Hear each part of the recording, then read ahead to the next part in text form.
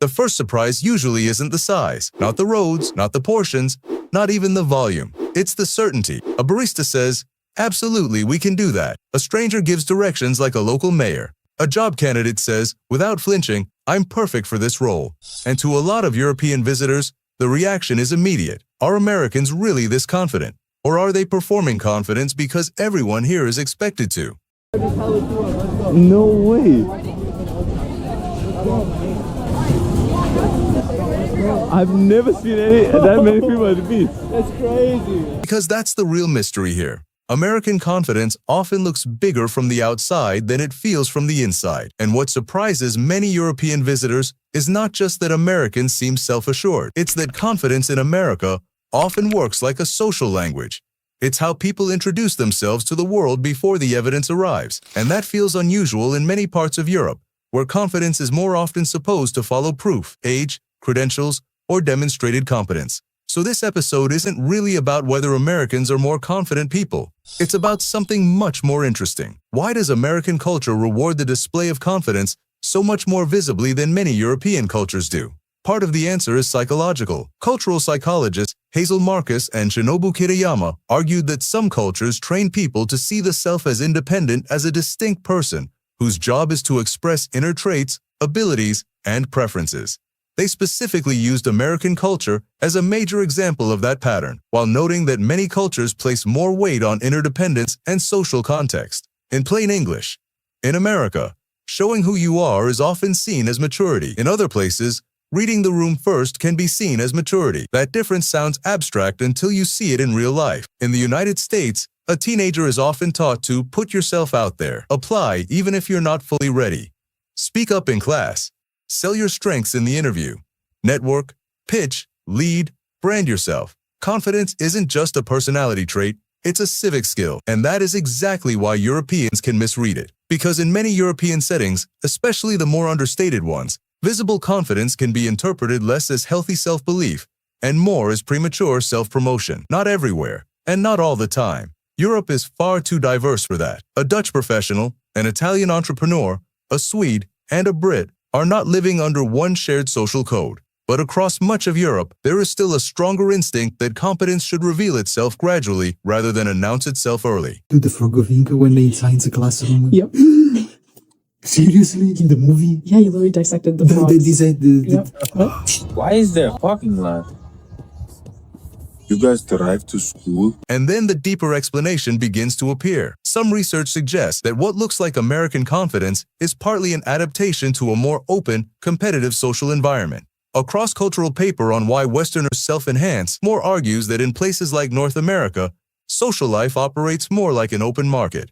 People are constantly forming new friendships, moving cities, changing jobs, joining new groups, and trying to persuade strangers to trust them. In that kind of environment, visible confidence becomes useful. If you don't project value quickly, you may not get the chance to prove it slowly. That idea matters more than it first appears, because it suggests that American confidence is not just ego, it's strategy. If your society is highly mobile geographically, professionally, socially, then self-presentation matters. You may have to convince a recruiter, a customer, a landlord, a date, a donor, a manager, or an audience before they know anything else about you. In that world, modesty can be expensive. America has spent generations building exactly that kind of environment. People move for work, reinvent themselves, change industries, start over, introduce themselves to strangers again and again. A culture like that doesn't just tolerate confidence, it trains for it, which helps explain why a European visitor can feel like Americans are always on. Because in a sense,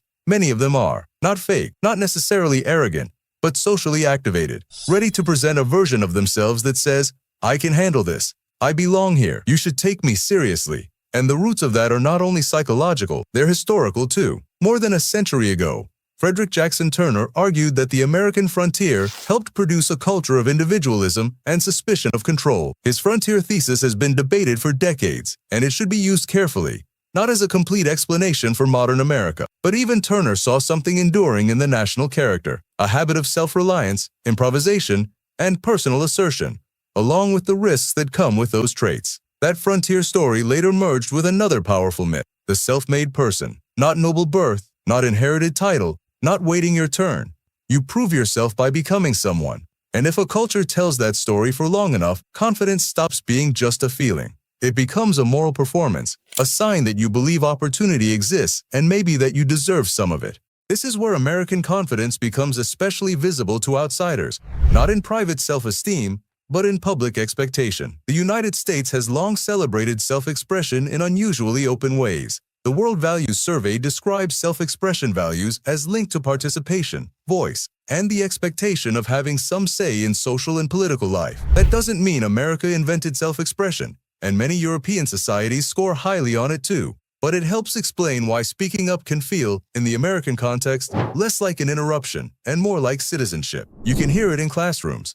In many American schools and universities, students are encouraged to speak early, volunteer ideas, and show leadership before they've mastered every detail. The point is not only to be correct, it's to be engaged, persuasive, visible. To some Europeans, that can look almost reckless. Why speak with confidence before certainty? But in the American script, confidence is often what allows participation in the first place. And once you notice that, a lot of ordinary American behavior starts making more sense.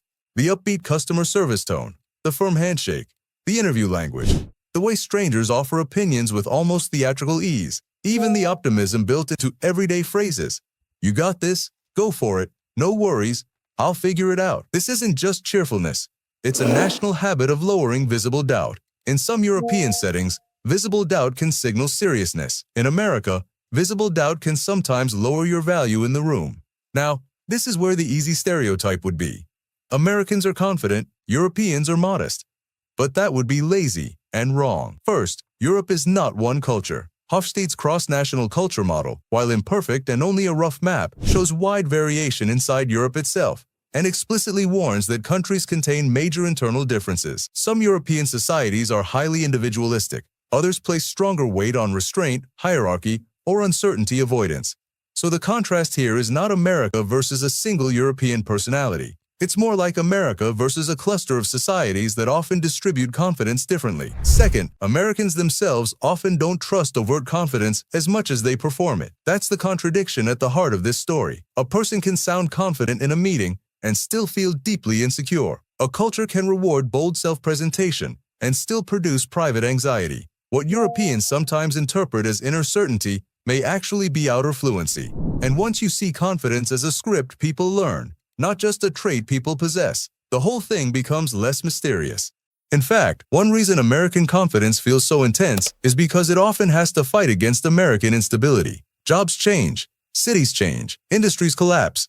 Health insurance can be tied to employment. Housing is expensive. Competition is constant. In a system where the ground can move under you, confidence becomes a kind of emotional technology, a way to keep walking before you've secured the bridge. That doesn't make it fake. It makes it functional. And maybe that's the part that surprises European visitors most. Because from the outside, American confidence can look like comfort. But from the inside, it often grows out of pressure. You can see that pressure everywhere in American life. In the service worker who has to sound upbeat, in the graduate who has to sell potential before experience, in the founder who has to project certainty to raise money, in the teenager who learns that hesitating can make someone else look more ready. The confidence isn't always about superiority. Sometimes it's simply the cost of entry, and that helps explain why Europeans can feel both impressed and unsettled by it. Impressed because it can be energizing, unsettled because it can seem detached from proof, inspiring because it expands what's possible, exhausting because it never seems to turn off. That's because they're not just observing a personality difference. They're watching two different social contracts. In one, you earn the right to sound sure. In the other, sounding sure is often how you get the chance to earn anything at all. And maybe that's the real truth behind American confidence. It isn't simply that Americans believe in themselves more than Europeans do. It's that American culture has spent a very long time teaching people that confidence is useful, persuasive, even necessary in a world of movement, choice, and competition. While much of Europe, in different ways and with many exceptions, has preserved older instincts. Let competence speak. Don't oversell yourself. Be careful with certainty, and don't confuse performance with substance. Neither instinct is irrational. One protects humility. The other protects initiative. One prevents embarrassment. The other reduces hesitation. And both reveal something bigger than manners. They reveal what each society thinks a person must do to belong. So when a European visitor looks at America and says, "Why are people here so confident?" The answer may be, because confidence in America is not only emotion, it's infrastructure, it's history, it's self-presentation, It's optimism under pressure. It's the language of a society that keeps telling people to step forward before they feel ready. And maybe the most interesting part is that once you understand that, American confidence stops looking like a national personality quirk. It starts looking like a cultural adaptation, a way of surviving a system that rewards visibility, a way of entering rooms that don't wait for perfect proof, a way of saying, sometimes truthfully and sometimes hopefully, I can do this. Which means the deeper contrast isn't confidence versus modesty. It's two different answers to the same human question. How do you prove your worth in front of other people? For some cultures, the answer is carefully. For America, very often, the answer is out loud. And once you hear that difference, you start hearing much more than confidence. You start hearing an entire civilization teaching people how to enter the world. If you've lived on either side of that difference, if American confidence felt refreshing, annoying, motivating, or completely misunderstood, I'd love to know which part felt most true to your experience.